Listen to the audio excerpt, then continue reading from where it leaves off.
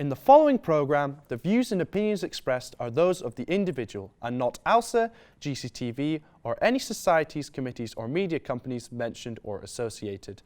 Hello and welcome to the Granite City TV News Review. My name is Thomas Danielian and I'm your host, and with me today are Laura Christea and Alexander McNabb. Hi, I'm Laura.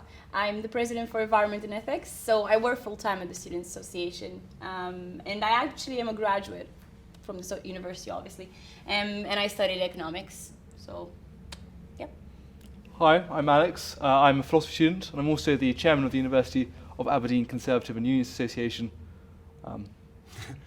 So I guess we'll get right to it, and our first topic will be the migrant crisis, obviously causing problems across the whole of Europe and in the Middle East. So my first question for both of you would be, what can be done with this situation?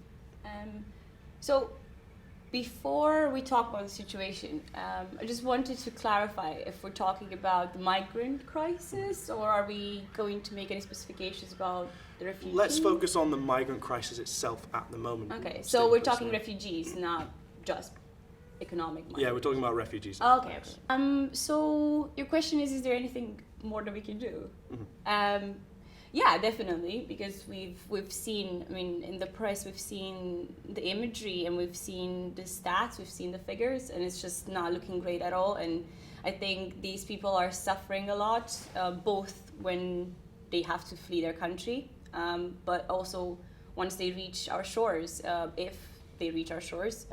So yeah, there's definitely much more we can do and many other resources we can put into this from a European side. Alex, so what about yourself? I completely agree. It's a very important and in many cases very sad situation, but I think what we're doing at the moment, well, what the British government is doing at the moment is very important, trying to stop the issue there, currently with a second biggest aid giver in the world. And I think it's very important that rather than necessarily trying to encourage people to flee, it's trying to sort out the situation at the source. I think the problem is so many people are paying extortionate amounts of money to really nasty people to travel, and of course try and stop that by helping people at the source. I think that's the most important thing. So you touched on those who are already travelling. There's millions who are already travelling. Yeah. Should we be accepting as many as we can? Should we be accepting more, do you think? I think the issue with saying that we're going to accept too many is we encourage those who are currently not travelling to travel. Which is very dangerous for those people because, as you can see, there are lots of people dying, which is very, very sad. It is an issue. I think most people would say that we should be taking our fair share. And currently the British government has said that they're going to accept another 20,000 people over the next 5 years. To some people, that doesn't seem like a lot. But we've got to make sure that when they do come, which I think they should, there's a place for them to go, there's a school for their children, there are houses for people to live in, and there are jobs available. And we've got to take all those things into account. Okay, so you're saying, so those who are already on their way, should we be turning them back then? If we're not planning to accept them to stem other people coming, should we just not accept them at all? Is that what you're saying? Well, I think the entire European Union has a responsibility for taking their share of migrants. You look at somewhere, I think Slovenia or Lithuania has accepted, they'll take many immigrants. And so far, nobody has gone there. You know, they've allowed, I think, sort of 20,000 people. They say, we'll take 20,000 people, and no one has gone there. And it makes you wonder, why are people travelling to Germany or France or the UK, and they're not happy to go to Lithuania? I think, you know, speaking of the news, you see that in the news quite a lot, about turning the rhetoric around and putting it on the migrants rather than the people that need to deal with the situation, which isn't really them, because it's not, and I take it back, it's not migrants, it's refugees, but it's not really them that created the situation. So they're really not supposed to be put in the position where the responsibility is still with them to you know, figure this whole mess out. But what I would say is that, yeah, definitely there needs to be something down on the ground, like you said. Mm-hmm. My fear is that just throwing money and being very, very happy and proud about how we're the second largest aider, I'm not sure if just throwing money and not doing anything for the people that are already in the situation is enough. Because, I mean, we've heard stories about how money simply gets lost. It doesn't reach the people that are on the ground there, as you were saying.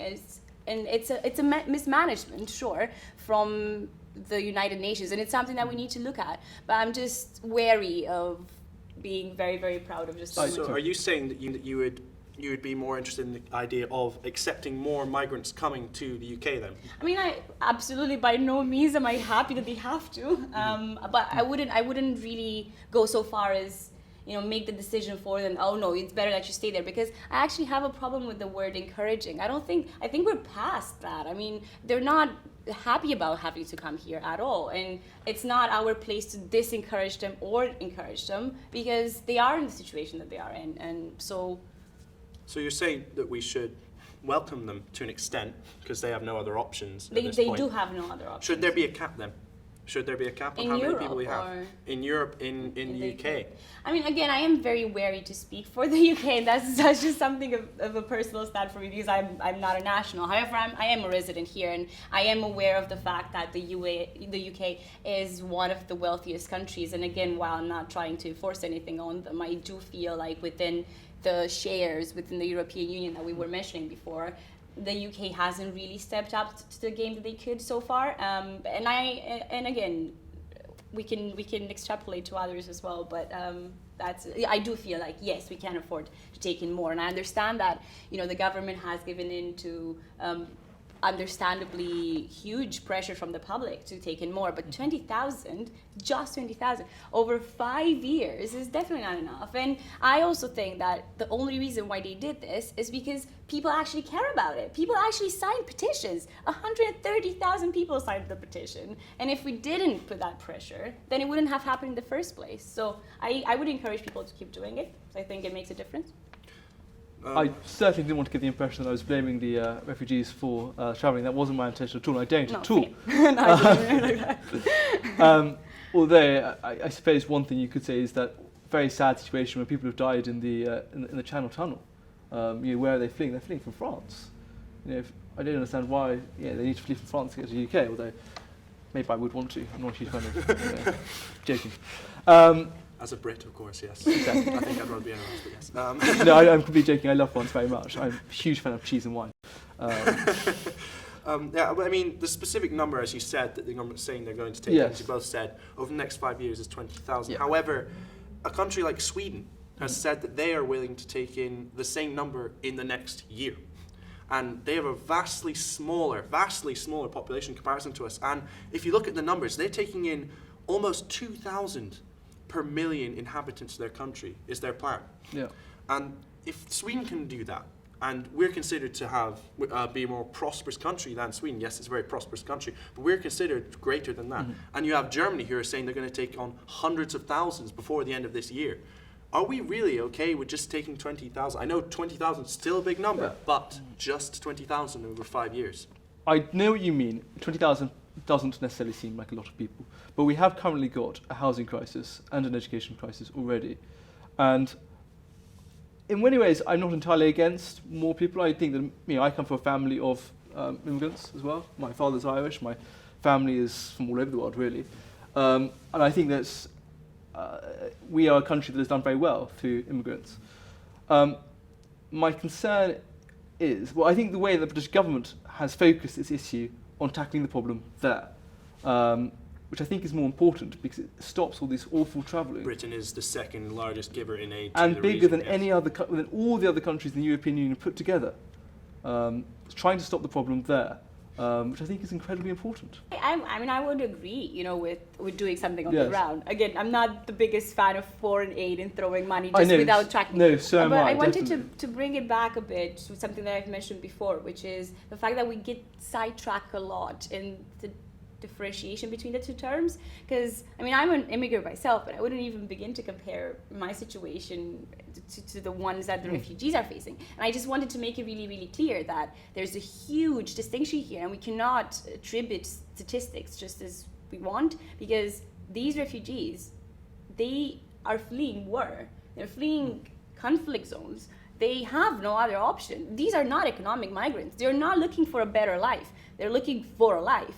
So, it's just important. I'm not sure how relevant it is to the question, but it's just really, really important to always make that distinction, because it does change the way you look at things a lot. And it does change your perception of how many people we should help. Okay, guys, so on to our next topic. Next, we'll be looking at the party conferences and I suppose the ramifications of those. So, Alex, I guess I'll start with you. You probably have a lot more on this. Do you think Trident should be shut down? No, absolutely not. I think there's been no device in human history that has managed to stop serious conflicts between superpowers more than nuclear weapons. I don't really like nuclear weapons that much. I don't think anyone does. But they are the most effective way of stopping serious wars between the big players, the people who could actually destroy lots of lives. Isn't it considered, though, like having a nuclear deterrent that is, well, nuclear, isn't that almost a bit of an oxymoron situation, do you not think? How do you mean exactly? Well, it's if you're saying you're going to deter a nuclear attack by having nuclear weapons to attack other people, isn't that a bit of a juxtaposition? Would No, you say? not really. No, no, you think No. so? Laura, what do you think on this? On the Trident, I think it's incredibly expensive. I think from what I hear from our government and whatever financial advisors we rely on, that we can't really afford it. I'm not sure where we're gonna get all this money from, and I'm not sure if it's really, really worth it, to be honest. But it's not just about the expensive part, of course. It's about the, I suppose, my moral stance on it as well. I don't see a point in the UK actually having this kind of overly expensive system that is threatening, that is supposedly an ideal deterrent. I personally don't see it like that. Perhaps I haven't taken enough politics and international relations classes. But no, I'm kidding. But I don't see it as a legitimate deterrent. I don't.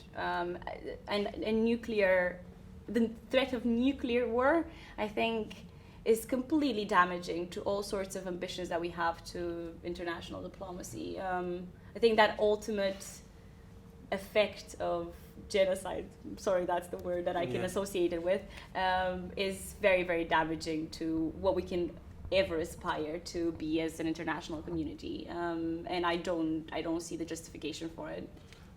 On the subject of cost, my understanding of it is, although yes, it's expensive, it is a small portion of a small budget. You know, it's not, doesn't take up the entire defence budget, and the defence budget is only 2% of our. Well, I mean, if we're going to talk defence budget, if you're going to ask me about it, I would slash it out as well. But even so, even if it were very, very expensive, I think the benefits outweigh the costs so much that I would still be in favour of it. I don't think costs should come into it. But I mean, is it really safe? I mean, in a recent study, they said that there had been a few times where there'd been a few mistakes made and close calls, and dangerous things could have happened on the submarines. So is it really safe to keep it any longer, do you think? Yes, I'm not aware of anything so, else today. So, I mean, it's obviously something that keeps us secure to a degree. I mean, we keep it because we're threatened by other countries, I guess is the problem. Are we? Well, are we actually threatened? I mean, would your ideal situation be that everyone were to get rid of them? Everyone who has nuclear warheads to get rid of them? Yes. I think most people would agree with that. I think most people would like to live in a world without nuclear weapons, but the knowledge can't be unlearned. I know it's a bit of a cliche, but you can't unlearn the knowledge. There'll always be... Or you can learn something from your lesson. Or you can do that. Yes, but maybe we could, but what about the other countries, which may not be quite so diplomatically friendly?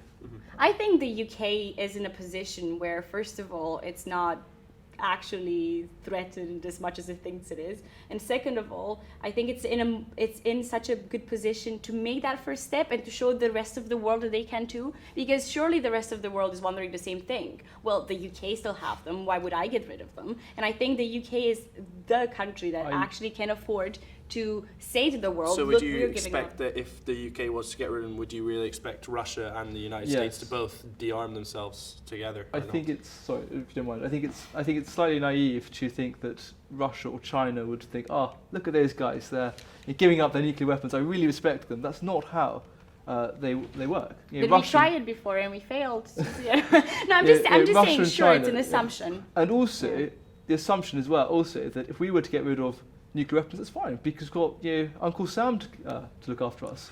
I think it's very unfair and very arrogant to assume that America is always going to be there to fight our battles for us. I think we should be in a position where we can sort of defend ourselves. Okay, so moving on to something different now. suppose it's more directed at yourself, Alex. What are your views on Jeremy Corbyn? Is he a threat to social security, as the Prime Minister said? I think Jeremy Corbyn is a far bigger threat than even my own party has, or even certain members of my own party believe. I think that a lot of people were delighted when Jeremy Corbyn won the election because they think he's completely unelectable. My big concern is, yes, I think he is quite unelectable, but if he were in power, he'd be a serious threat to the United Kingdom, both its economic recovery, which is doing very well under the current Conservative government, and to our peace and our place in the world. I think that he is somebody who has very strong views, and a lot of people respect him for having those strong views. It's just a shame that they're so despicable. And that seems quite harsh, but every nasty group, sort of the IRA, Hamas, he has gone out in the past supporting. Okay, sometimes, for example, there is that slightly misquoted thing about his saying that Osama bin Laden was a tragedy. In fact, I completely concede that he was saying that it was a travesty to justice. I admit that.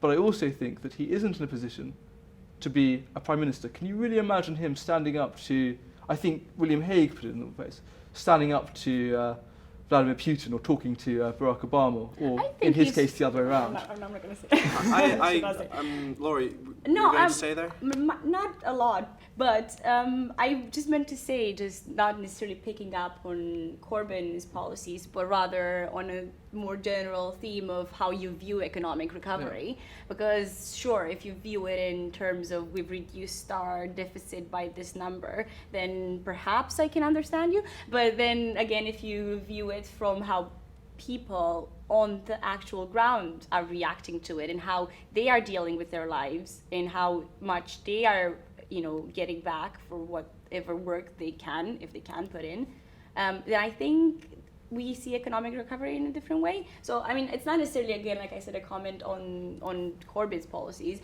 I was just going to say that economic recovery can mean a lot of things, and I'm not sure if the current policies... the economic recovery you're talking about there is maybe slightly different to what Laura's saying. I feel like, Laura, maybe you're talking more about sort of tax credit bill situation going through right now. What are your opinions on that, Alex? Do you feel that Osborne is, as people are saying, do you think he lied? I certainly don't think he lied. The Conservative government was elected on a basis of trying to sort out the economy, and that is why they won the election in May. And a very big part of that recovery is by reducing the benefit bill. There are very tough decisions which governments have to take in order to achieve that aim. Some of those are not going to be popular. But that is, I think, the mark of a good politician, a politician who can actually take those difficult decisions, which, by the way, I don't think Jeremy Corbyn could. And George Osborne is taking those tough decisions, which are necessary. At the same time, he's also introducing, or more or less at the same time, introducing a living wage, which should help those poorest people in society. My contribution on this is this is, again, not necessarily a different framework to look at things, but something else that isn't considered enough, and I think that plays a very, very major part in terms of even raw numbers within our economy, which is which is the fact that we should also take really, really difficult decisions on, for example, corporate tax. Because that is also contributing significantly to our problems. And again, I don't see a lot of difficult decisions being made there, but I do see a lot of difficult decisions very easily made when it comes to slashing people's budgets. So I'm a bit disappointed, just to leave it at that, with not getting that balance.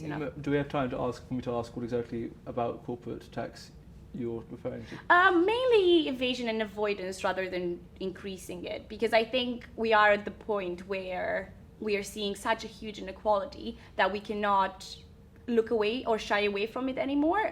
And even if we don't talk increasing the tax that we ask from our corporations and our companies, the big profits, I'm not talking small companies here at all, even if we don't look at increasing that, we should at least look at that huge tax gap that happens because of avoidance and evasion. That's what wait, I'm a bit confused. Which one's legal and which one's illegal? Avoidance and evasion. Evasion is illegal and avoidance is legal. So avoidance, so things like pensions and ISAs. Are you against those as well? Again, we're focusing on the wrong thing. You're focusing to look at people's evasion I know. or avoidance. And I would actually argue that we have very much more significant problems in terms of huge numbers of money being avoided by corporate profits. And it is something which the Conservative government, and in fairness also the coalition government of 2010 to 2015, were tackling.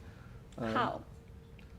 I'm not sure, actually. Okay. Me neither. That's why I keep bringing it up. I just don't see it tackled. Okay, so next subject we're going to be touching on is, well, the oil sector and the job crisis taking place specifically in Aberdeen. So I suppose, Laura, I'll start with you. How worried are you about the job losses in the sector? I am worried because there's been just so many of them. So of course, I don't think it's been a year until we figured out that there's been 65,000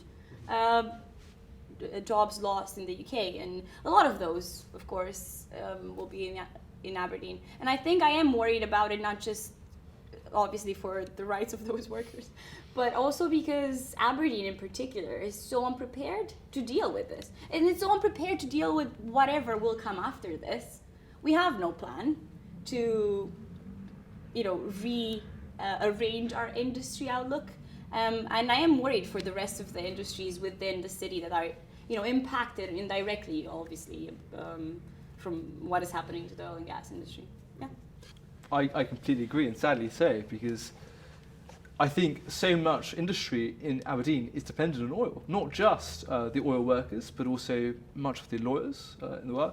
The hotel industry is really suffering with the oil industry, and I agree with you what you'll say about Aberdeen hasn't really prepared, I think, sufficiently for a post-oil world, because that will happen, we are running out of oil. Well, oil is becoming harder and harder to extract. And the Northeast apparently is the most expensive place to extract it from. Both in terms of staff costs and in terms of how little. More expensive for Saudi Arabia. Yeah. So, I think that takes an extra toll on the Northeast. Do you think fracking has much of an impact on this situation? Do you mean in terms of bringing the price of the barrels down? Do you think that's having a real impact? I think that has been slightly overplayed. I believe the main reason why the Arab nations have reduced oil was something to do with about trying to sustain the cost. Well, also trying to stop Russia. I think that was an issue. I'm not 100% clued up on it, but I know how it's mainly presented in the news is the sort of what's it called, fracking versus shake or something like that. It's shale, shale versus Shale the shakes are the guys who I would also hope that it's overplayed because fracking is bad, people. But no, I think coming back to that, I'm not sure about whether or not fracking actually takes that much of a toll. I don't think it's the leading factor to this huge drop in the oil barrel prices. But just to come back to that, I think, like I said, and he mentioned as well, we are so unprepared here for the. You're welcome. For what is coming in a post-oil world, and I think Scotland has been doing really good and has been trying its best to readjust this industry, and especially the energy one. And we've been trying to build up wind farms here and there. It definitely improve energy efficiency as well, which is so important, I think, overlooked way too many times. We're about to receive the largest floating wind farm, I think, in the world, aren't we? Fantastic. I think, as you mentioned earlier about fracking, I think fracking is, disagreeing with you, I think that is perhaps a more realistic alternative to oil than wind farming. In terms of energy supply or in terms of climate change? In terms of energy supply, I had a lot of objections to fracking, a lot of concerns about fracking in the past, most of those about property rights. But the more I look into it, and the more research I do, I think that actually, renewable energies at the moment are not reliable enough, unfortunately. But why is that, is my question. And I think, and I also have an answer to it, but I'll let you have yours. Well, I think my answer to it is that I wouldn't call them unreliable. I would call them lacking in research and development. And that's because we indeed don't put enough money into it, because our subsidies are in the wrong place. Our subsidies are, as it still stands, again with the oil and gas industry. And there's so many billions of them that you do not see in the renewable industry. And no industry that size actually lifted off its feet from its infancy without a solid support. And I think they need it now. And I think we are not facing the reality of we're going to need them. We need to subsidize them more than we normally do, and that we currently do, especially since budgets for the UK have been slashed in terms of renewable energy, which breaks my heart, I have to say. I do agree, actually, about your point about research. I think I would rather money from subsidising people to put up wind farms, which I don't think are very good. I think they also are very damaging to the local environment in terms of the number of birds they kill. That's good, because they've just invented these like turbines that don't have, they don't spin. Probably more expensive, and as they've already got hundreds of them. Turbines that don't spin. They don't spin. They are just they're a stick. Basically, they're quite white. I'll show you. So it's not a turbine. No, it's not. Okay. So basically, they shouldn't have spent millions of pounds putting up all these awful wind farms up in the first. Wait, do you mean they're awful because they look bad? They look quite bad. I don't think they're very good for the You environment. know what else looks bad? Climate change and the environment. I tell you, it looks really bad. Like, you should see the fires. I also don't think they're very effective, and I do think they do damage birds and local environment. You know what else? They're just birds. Climate change. My point is, I think we'd be better put at researching other forms of more effective renewable energy rather than wasting money on inefficient renewable energies at the moment. It also, I think, puts people off renewable energy by wasting money on ineffective forms of energy. But coming back to the UK job loss again. So going back to the oil finally. As you touched upon, the BBC, of course, released the statistics that showed 65,000 jobs have been lost since this incredible downturn in the price of oil. And a further 23,000 are expected to go in Aberdeen alone in the next 4 years if this continues. So do you think this is the beginning of a serious decline? And do you think, well, as you were touching, we're going to have to move into other ways, but do you think this is it? This is the end beginning now? I don't think the oil prices will recover anytime soon. That's what I think. I think they're in a slump that won't recover like we've seen in 2008, 2009. And both people from the industry, so the trade council for the oil and gas sector and independent researchers say the same. They won't recover anytime soon. And I think that will continue to affect jobs. Like you said, we will continue to see them lose. And I don't see that recover, no. But I'm also not entirely sure if this is now the time for it to go away. I hope so. I hope people see this as a sign and as a moment to readjust and to readapt. I think it's as good of a time as any with the UN climate talks happening in just under a month as well. I think everything is in the right place now to switch our attention to something else, to a post-oil world, because all the signs are there. That's what I hope. I completely agree that I don't think I think it's going to be a long time before prices recover, which reminds me of how lucky it is that we didn't vote for independence last year. Each their own. We won't discuss that, yes. Just plug it in there. That's my job. But I don't think we disagree as much as you think we do. I do hope for a world where there's less fossil fuels and less environmental damage. I don't disagree with you at all there. I just think that we ought to be thinking sensibly about effective forms of fuel. To me, fracking, for example, is less bad for the environment Than wind farms? than oil. I agree with you. Wind farms are probably not quite as bad for the environment, but also not quite as good at actually producing power, which is their main purpose. Well, that's all we've got time for today. I'm Thomas Sanian. I've been your host. Thank you to Laura. Thank you so much for having us. That's it. And thank you to Alex as well. Thank you very much. Tune in 2 weeks' time.